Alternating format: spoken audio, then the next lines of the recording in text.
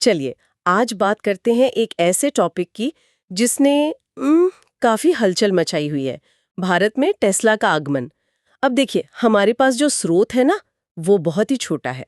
सच कहें तो सिर्फ यही एक लाइन है, टेस्ला लॉन्च इन इंडिया, और कुछ नहीं, कोई डिटेल नहीं। तो आज का हमारा काम थोड़ा अलग सा है।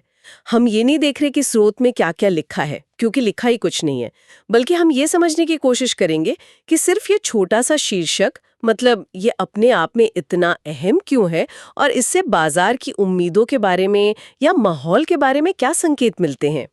सबसे पहली बात तो यही उठती है कि ये लॉन्च या आगमन शब्द, ये थोड़ा क्या कहते हैं, गोलमोल सा है ना। इसका मतलब क्या समझे? टेस्ला ने गाड़ियां बेचनी शुरू कर दी, या कोई फैक्ट्री लगाने की बात चल रही है, या सिर्फ सिर्फ एक घोषणा हुई है। ये शीर्षक हमें कुछ पक्का नहीं बताता। बिल्कुल। और यहीं से बात दिलचस्प हो जाती है ना।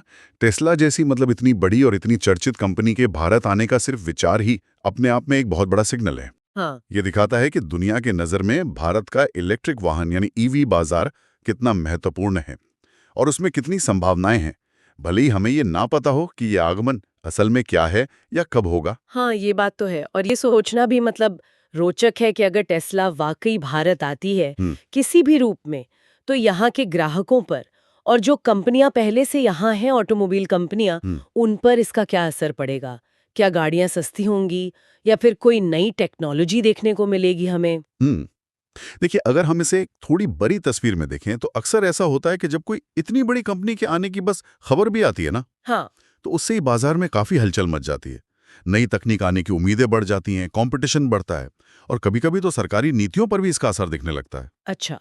पर जैसा आपने कहा, क्योंकि हमारे पास कोई ठोस जानकारी है ही नहीं, तो ये सब अभी क्या है, केवल संभावनाएं हैं, अटकलें हैं जो इस शीर्षक से पैदा हो रही हैं। और फिर चुनौतियां भी तो होंगी यकीनन। बिल्कुल बिल्कुल। जैसे क्या भारत में अभी उतने चार्जिंग स्टेशंस हैं टेस्ला जैसी कारों के लिए? हाँ, ये एक बड़ा सवाल है। और क्या टेस्ला की गाड़ियां भारत की सड़कों के हिसाब से, यहाँ के मौसम के हिसाब से बदली जाएंगी, जिसे वो लोकलाइजेशन कहते हैं? बिल्कुल बिल्कुल। स्थानीयकरण बहुत जरूरी होता है। बिल्कुल।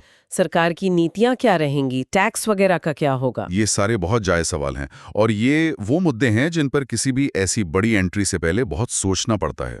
फिलहाल क्योंकि स्रोत में कुछ है नहीं, तो हम सिर्फ इतना कह सकते हैं कि ये शीर्षक इन सभी पहलुओं पर सोचने को मजबूर करता है। और ये अपने आप में एक कहानी है कि कैसे बस एक शीर्षक ही इतनी सारी चर्चा छेड़ सकता है ना? सही कहा। तो कुल मिलाकर आज की जो हमारी बातचीत है, उसका सार क्या निकलता है? यही कि टेस्ला लॉन्च इन इंडिया जैसा शीर्षक बिना किसी डिटेल के भी एक बहुत बड़ी, एक संभावित घटना की तरफ इशारा कर रहा है। हाँ। इसके भारतीय ईवी बाजार के लिए गहरे मायने हो सकते हैं, पर अभी सब कुछ अटकलों पर ही आधारित है। बिल्कुल सही कहा। और ये इस बात पर भी रोशनी डालता है कि भारत जैसे बड़े और जो उभरते हुए बाजार हैं, वो ग्लोबल कंपनियों के लिए कितने आकर्षक हैं। हाँ, वो तो है। असली बात तो अब ये समझने की होगी कि ये लॉन्च या आगमन अगर होता भी है, तो किस शक्ल में सामने आता है।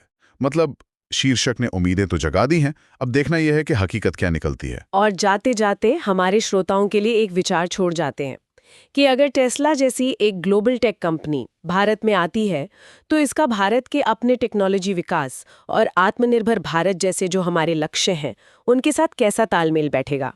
ये भी एक सोचने लायक बात है।